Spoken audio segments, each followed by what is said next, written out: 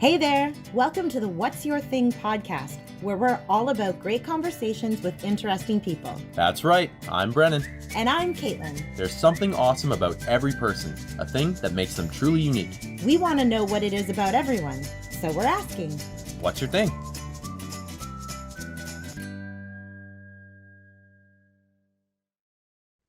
Everybody, welcome back to episode 22 of the What's Your Thing podcast. I am one half of the host, Brennan. I'm your other half, the host, Caitlin. Today, we're going to do some fun stuff. We want to review 21 episodes, Caitlin? 21 episodes. Going by so fast. We've said it before, but it's going by so fast.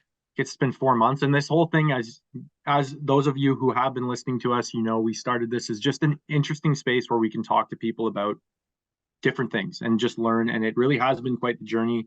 We've had a lot of awesome guests on, and we thought this would be a cool opportunity to take time to review each episode. Yeah. So we thought what we'd do is we quickly look back through the episodes and pick the number one thing that was our favorite thing about it or stood out the most about it or was the most interesting. And remember, if you like our stuff, please like, subscribe, comment. We actually want to start a new segment. I don't know if we've mentioned this before, but it's Try Your Thing. Let us know what you think, a fun activity or an activity that you participate in that you think would be cool for us to try. We'll take a camera out, we'll give it a shot, and we'll tell you your honest opinion of it and try and learn more about what interests you guys, because that's what the whole point of this is. It's the What's Your Thing podcast. So let's get into it. Let's jump right into it. We've got our first episode, which kicks things off, we were so new to this, we ended up just recording it. We didn't actually take a video, but it was probably one of the most interesting people I've ever met in my life. That was Firdaus Karas, an unbelievably amazing man, a philanthropist, world-renowned. And I'll let you speak to this one, Caitlin, because what blew me away, having known him when I was younger and you actually having worked for and with him, I thought he was just a buzz and bite thing, which was spreading the awareness of malaria to very remote locations. But this guy's really done everything. Yeah. Take it away. So the most interesting thing for me about Firdaus is that he started as a career diplomat. Then he went to the United Nations and he was part of the delegation to the UN. Then he went to Asia and started a television channel. Then he came to Canada and became successful commercially in animation. And now he has a career in social justice media, including bed nets, HIV/AIDS, violence prevention within families, which was something that you and I were both involved in, myself as a producer and creator, and you as a voice for English language. So I just think that Firdaus is a case where you never have to stop evolving. And this man has just shaped his own destiny and followed his passions and turned it into a fascinating career. Yeah, it's amazing when he talks about how it used to cost money for him to be on the phone and call somewhere around the world, and then people would be listening in probably on that conversation, to technology evolving to where it's less than a cent for someone to call in India from around the world, is just an example of how he's like, this technology exists, you can use your voice and you can use it to the advantage. And he's done so many wonderful things. So that was really cool. Yeah. Jumping into episode 2, which was one that you introduced me to this gentleman. But I did this one on my own, and he was really fascinating to talk to. Was Roger Price, who is the inventor of You Can't Do That on Television, and the slime for Nickelodeon. He was a really, really neat man. I have to say, he was really cool because he just saw something in, like, the media for kids has to be done by kids, and he really was grounded. One of the coolest things about him was just how he's like talked about his experience being at a different boarding school, but really loving his professors because they talked to him as an individual, made him want to like follow their lead by treating him as an equal, and just saying, like, let kids be kids. That was just amazing to me. I thought Roger was really cool. Yeah. And the thing that jumped out at me the most of Roger is that he had kids in the writer's room from its conception. And then then it's so obvious why You Can't Do That on Television was an international phenomenon in the late 70s and early 80s, when there was no social media, when there was only, local content. And it just, having kids talk about kids just translated all over the world. Episode 3. I know, Brennan, we don't have a lot of time. We got to keep going. Dr. Kevin Hogan, pathology. Absolutely fascinating man to talk to. It's really refreshing when you meet someone who's so brilliant, who's so nice, and also just has such an important career. Really one of the most humble people on the planet. Talked about the importance of cancer screening, how technology can evolve and they can take advantage of it, but also gave great resources on if you are unfortunate enough that you have to deal with that very, very, very terrifying diagnosis, there are resources that can help you decipher that really convoluted and complicated language. I thought he was just amazing. Yeah. And I thought it was really interesting because we've been talking about so much of AI, and I thought it was interesting to hear about how AI was going to help the medical practice, but not phase out any doctors or researchers or anything like that. Now, Dr. Kevin Hogan, that was episode 3. And yeah, check it out if you can. Really good medical advice too thrown in there. Next episode is one of my favorite people in the world. It was Vishal Joy, who does fraud and security. He worked for amazing companies like Ernst & Young, PayPal, now works for a company called Veeam, and just a man who has a wealth of knowledge in how to detect and avoid fraud, especially when it comes to cybersecurity. What stood out to me about that episode was how North Americans are the #1 suckers for scam, and everybody has a password that's password. I couldn't believe that. And the one thing that stood out to me is how much we're leaning towards biometrics in protection of our own security. So using our own bodies to protect ourselves against fraud. I thought that was super cool. No, he's a humble guy, and the beauty of him is he's working in such a high, fast-paced environment that is just competing with to outdo each other all the time. But he has your best interest at heart. So definitely a good episode to check out, especially if you run a business online, you want to avoid fraud and scam. Yeah. Next episode, this was a really, really, really magical. Sorry, I guess that's the wrong term, but really, really cool man to meet. Again, just like Firdaus, wealth of knowledge and wealth of experience. This was the nuclear disarmament expert, Douglas Roach. What amazed me about him is he was a progressive conservative member of parliament for all those years. But if you talk to a man who's 95, Yeah. he is still learning. He's as sharp as they can get. That's not to disservice anybody who's older, but this guy is just like, he's not only still learning, but he's changing and adapting. Just in his talks of like how global population has changed and climate, the politics behind something. The last thing I want to say that stood out to me about me, he talks about a lot of controversial topics, but he does his best to understand all of it before he comes to his judgment. And I thought he's a neat person to listen to that everyone could benefit from learning from. And the one thing that I took away from him is that you've got this, career politician that is so focused on peace, which sometimes isn't the easy sell. And then also found time to write over 20 books, which is incredible. Yeah, it's phenomenal. And a guy like, again, who's a progressive conservative, but if you talk to him, he's as wide on the political spectrum, depending on the topic that you can talk to. Really refreshing, especially in today's like climatized political environment. Next person, one of your favorite people in the world, one of my favorite people in the world, casting agent Ilona Smythe. What's really neat, casting director, sorry, excuse me.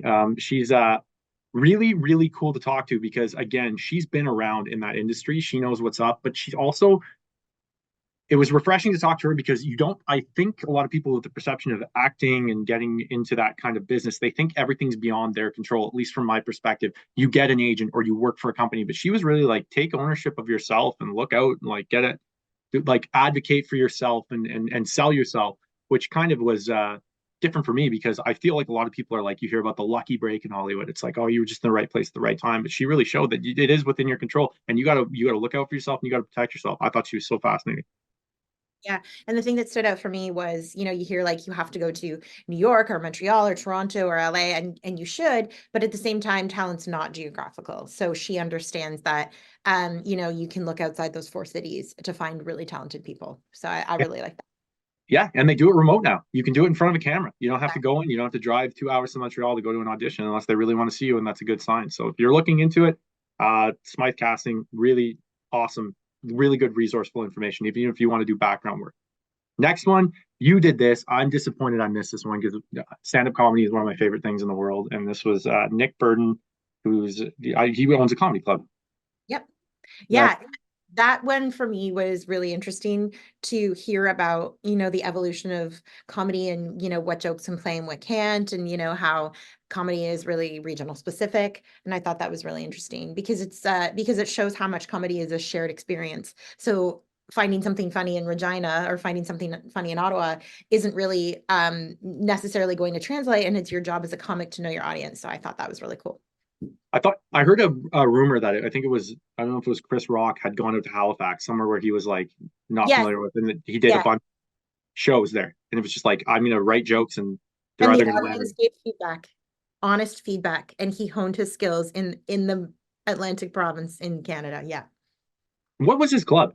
I he's a local guy, right? Nick Burden. Yeah, so he owns the Laugh Lounge on York Street in Ottawa. Really fun. Check it out if you can. Yeah, and there's some great talent in Ottawa. So the next one, episode 8, Emily Ramsey, who was part of the Digi 60 Film Festival. Um, Ottawa has a lot more talent than we're aware of. That was what I Yeah. got from that. There's a lot of people out there, and there's a lot of talented things, and this really promotes local talent, and especially diverse talent. It does. And for me, like I'm professionally, my career is film and television, but it's programs like the Digi 60 that take people, a lot of people work for the government who have a passion for storytelling, or, somebody owns a store, or somebody's an electrical engineer, and programs like this, which exist in every city, just make sure that the arts is accessible to everyone. Next one, this was a really popular episode, was one of our favorite people in the world, episode number 9, Bryson Kitts, a respiratory therapist here in Yeah. the Eastern Ontario region. And that was what stood out to me. We have a bias because our family is full of people who work in healthcare. But when you start talking to people like him, you understand what kind of sacrifice was made, especially during the pandemic. They basically isolated themselves to take care of people who were vulnerable and lost their own social life at the expense of keeping everybody safe. Really, really, really wonderful person. And it just kind of it stuck in my heart how awesome the people who work in these kind of emergency services or healthcare fields that kind of put themselves in the front line to see things that we would never see in our day-to-day lives. And it really, really kind of makes self-reflection of how much we are lucky to have that. Absolutely. Yeah. Next up, we had David Jackman, Kenpo Karate, introduced it to Newfoundland. Really, really, really fun episode. And that was like one of the sweetest men I think I've ever encountered in my life. He just seems like he has a love for life and just wants to help people. He does, and he's got a program. What I took from it was this program called Wise Walk, where he makes everybody aware of their surroundings, whether if you're doing an urban, stroll, or if you're doing hiking in the bush. And he uses movements that you're already used to doing to deflect any sort of attack for lack of a better word. So I thought that was really interesting too, because people are already conditioned to pull up your collar or fix your hair or something, and then turning it into deflection, which is amazing. No, a wonderful person, really cool experience going to Montreal and then, training, couldn't get a space to train in the university. So he did it in the hallway. Really cool Yep. episode to listen to and a wonderful man. Next one was Lara Wellman, who was talking about being a small business owner and having things like ADHD. And it was really cool to bring down some stigma that might have been associated around that. And the thing that stood out for me with that was I feel like a lot of people are caught up in they have a certain period of time in the day where they're at work and you have to focus all of your time on that, even if you're being unproductive. But she's like, you know what? Sometimes you do like a half an hour's work and you get what you needed to be done. And then you're just like going to take the next half an hour from me and my mental health and well-being. And I thought that was a really neat, in today's fast-paced environment, a really neat message to be sent. That's what I took away from her And I episode. took away, the guilt of not being able to visualize. She Yes, that was so cool, that Yeah, conversation. I'm like sitting there and I'm like, I don't really see the waterfall. I don't hear the birds chirping. So like just, hearing about another person's experience, that was Nope. interesting as well. Great episode to listen to if you really want to just like understand that, hey, you're unique and that's okay. And that's awesome. The next one we had was Misty Pratt, who spoke from the perspective of the importance and stigma around women's mental health.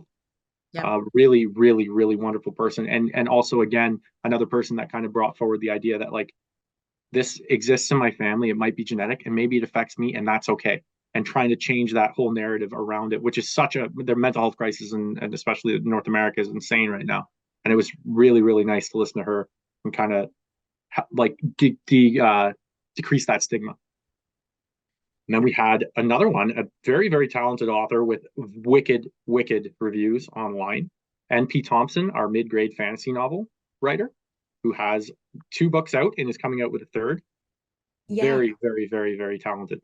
I just thought it was really interesting that she's writing for 9 to 11 years old and says that there's not a lot for them.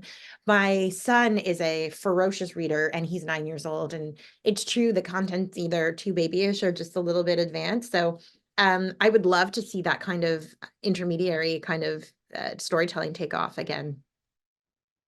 No, and yet, again, local author, lives here in Ottawa. If you can support her work, check her out. NP Thompson. She's got 3 books, one coming out, 2 released. So next up, we had to meet the hosts a little while into our tenure as a podcast host, but it was a lot of fun. That was our episode 14, and then there was a gentleman by the name of Shane Delaney, Ugh, what a familiar doofy. name, introduced us to the plumbing and heating trade. He had to be the worst guest. Oh my God. It was just, well, the hilarious one was like how I was telling him about how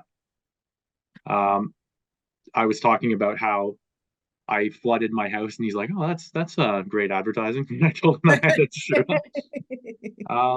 Yeah, no, Shane was really great, especially the message I got from that was, you know, there is work in the trades, and you don't have to go to university. You can start, you can go and get a job, and it's really, really, really high paying. It's high demand and really worth it for Absolutely. young kids. The next up, we had my lovely vacation. We had to talk to a person who does Truth and Reconciliation weekly, has a biweekly newsletter through the CBC, Jen Hayward. Yeah. That was powerful, and I really liked her approach to something that is I don't want to use my words improperly here, not controversial, something that's so like devastating as far as like history is concerned, and something that we have to deal with still because the residential schools only closed, what, 40 years ago. People are still being impacted by that, and this woman came forward and she's really got an amazing approach. It's such a wicked personality, and it's all through education and not hostility and not aggression. And I thought her methodology and her mannerisms were just great, that you want to listen to her and just hear from her and learn from her. And you can check out her stuff. It's absolutely fantastic. Yeah. I liked how she talked about reconciliation because I don't think a lot of people even know what it means or how they can be part of it. And I think that was a really interesting conversation about how people can be a part of it.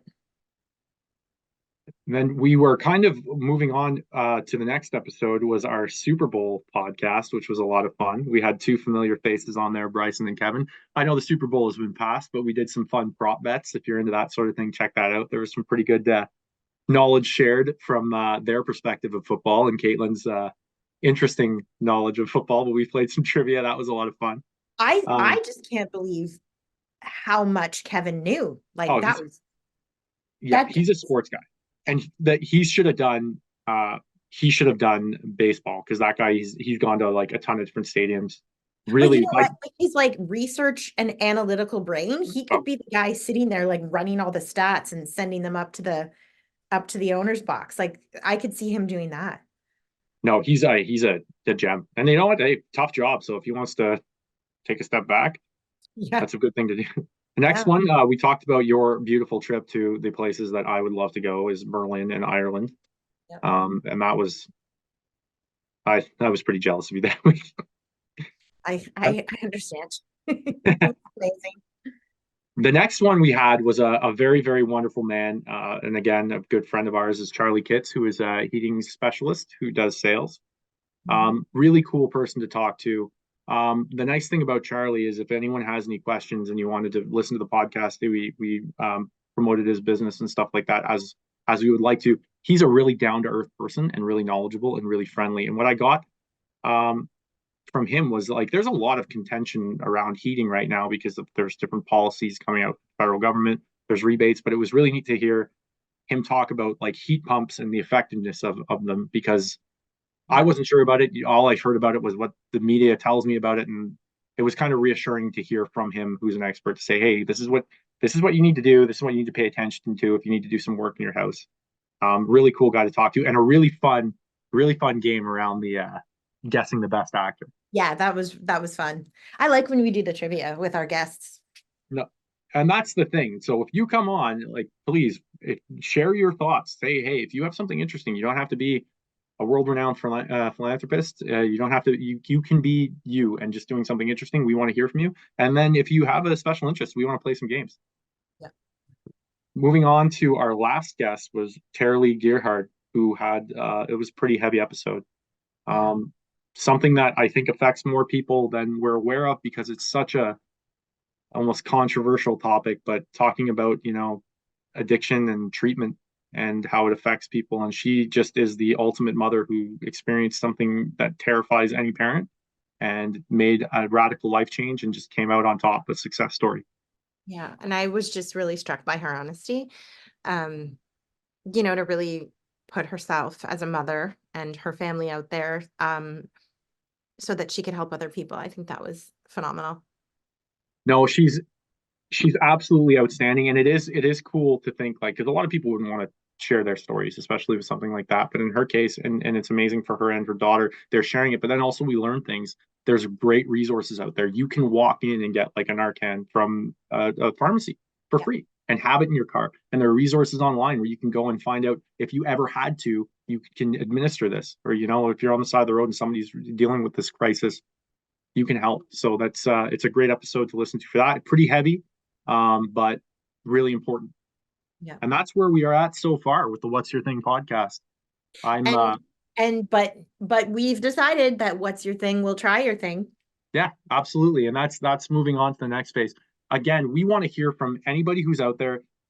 If you have a hobby, it doesn't have to be something that's life-changing. We just want to hear from you. If you have a special interest, let us know what it is. We can talk about it. Or if you feel comfortable, reach out to us and come on, jump on a Zoom call, do it in person. We'd love to hear from you. And also looking for guests. And we also want to try your thing. We thought it would be kind of fun if you put it out there. Obviously, we're not interested in getting hurt. We're not interested in doing anything that's going to end us up in the slammer, but we want to try your thing. If you got a fun hobby, let us know what it is and we'll give it a shot. We'll film it and we'll tell you what we think.